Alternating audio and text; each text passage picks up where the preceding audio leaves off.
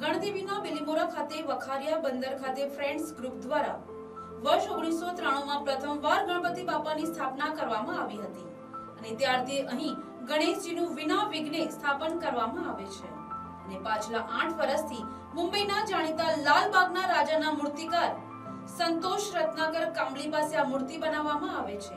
ત્યારે સામાન્ય રીતે અનંત ચૌદસના રોજ ગણેશજીનું વિસર્જન કરવામાં આવે છે, પરંતુ બિલીમોરા ખાતેના આ ગણેશજી કે જે લાલબાગના રાજા તરીકે જાણીતા છે, એનું પાછલા 3 વર્ષથી ચોથના દિવસે એટલે કે 15મા દિવસે વિસર્જન કરવામાં આવે છે।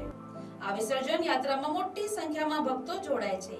ત્યારે આ લાલબાગના રાજામાં ગત મંગળવારના રોજ મહાઆરતી કરવામાં આવી હતી।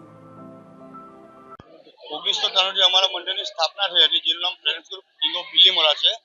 આજે અમને 32 વર્ષ પૂરા થયા, 33મું વર્ષ ચાલતું છે ને 2014 થી એટલે છેલ્લા 11 વર્ષથી અમે મુંબઈથી મૂર્તિ લાવીએ છીએ સંતોષ રત્નાકર કાંબલી પાસે, જે ઓરિજિનલ લાલબાગના રાજાના મૂર્તિકાર છે મુંબઈના। એમને અમને ગુજરાતમાં પહેલી મૂર્તિ આપી હતી ને અમારા પર વિશ્વાસ રાખીને, બાકી એ ગુજરાતમાં મૂર્તિ આપતો નથી। આજે ગુજરાતમાં જે પણ કોઈ મૂર્તિ આવે છે તે કદાચ ફ્રેન્ડ્સ ગ્રુપના હેઠળ જ આવે છે કે અમારું વિસર્જન એમને જોયું, વ્યવસ્થિત લાગ્યું। બાકી ગુજરાતની છાપ એવી છે કે મૂર્તિ ફેંકી દઈ ને અમે વ્યવસ્થિત કરીને આજે બીજાની મૂર્તિ પણ મળતી છે ગુજરાતમાં નાની મોટી, પણ જે આજે અમારો ચહેરો છે લાલબાગને એકદમ મળતો ચહેરો છે, એ ચહેરો બીજાને આપતો નથી। બીજું કે 15 વર્ષનું જે 15 દિવસનું જે વિસર્જન છે અમારું, એ અમે છેલ્લા 3 વર્ષથી કરતા ચોથું વર્ષ છે।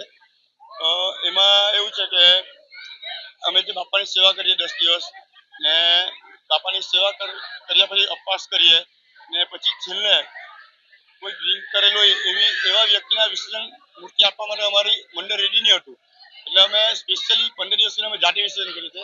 અમે એક સિસ્ટમ બનાવી છે માત્ર, જેમાં મૂર્તિ 1 ઇંચ પણ ઉપર નીચે થતી નથી ને એકદમ ભવ્ય વિસર્જન થાય છે, જેને નિહાળવા હજારો લોકો મોટી સંખ્યામાં ઉપસ્થિત રહે છે।